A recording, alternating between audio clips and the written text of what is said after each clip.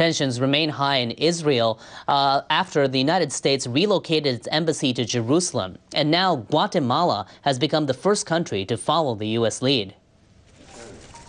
The Latin American nation held a ceremony on Wednesday to celebrate its embassy relocation from Tel Aviv.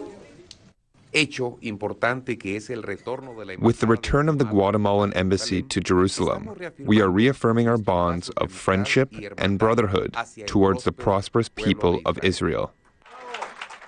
Some of the key drivers behind the move are Guatemala's large Christian evangelical population and its long-standing ties to Israel. Experts also say the decision is motivated by forging stronger ties with the United States.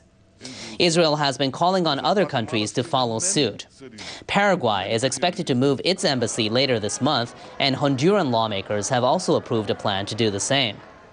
The recent embassy relocations have infuriated Palestinians who see East Jerusalem as the capital of their future state.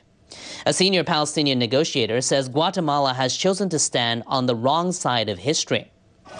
The U.S. embassy relocation sparked deadly protests earlier this week.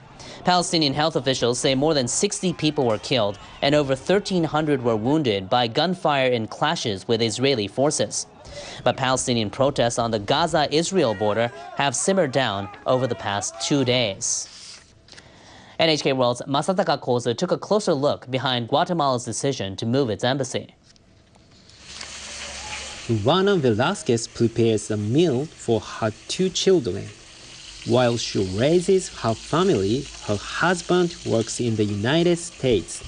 He snuck into the country 5 years ago. He now works as an electrician. He's one of more than 2 million Guatemalans living in the U.S., but he's there illegally. Every month, he sends about $1,000 home. It's more than triple the average monthly income in Guatemala, but it is risky. My husband said during a recent crackdown by the immigration authorities, he had to go into hiding for 3 days.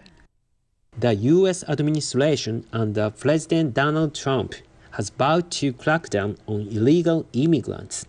Trump has called them animals.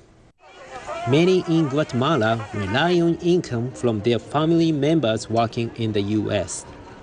Money that flows in is said to amount to about 10% of Guatemala's GDP.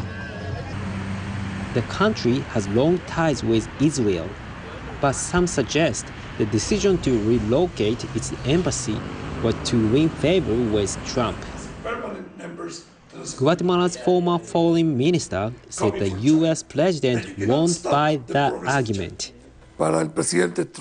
For President Trump, immigration issues are a threat to U.S. national security.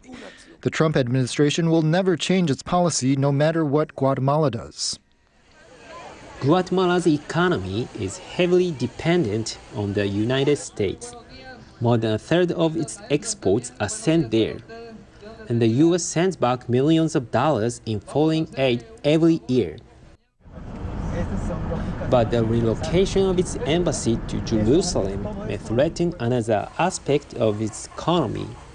Guatemala is one of the world's biggest cardamom producers.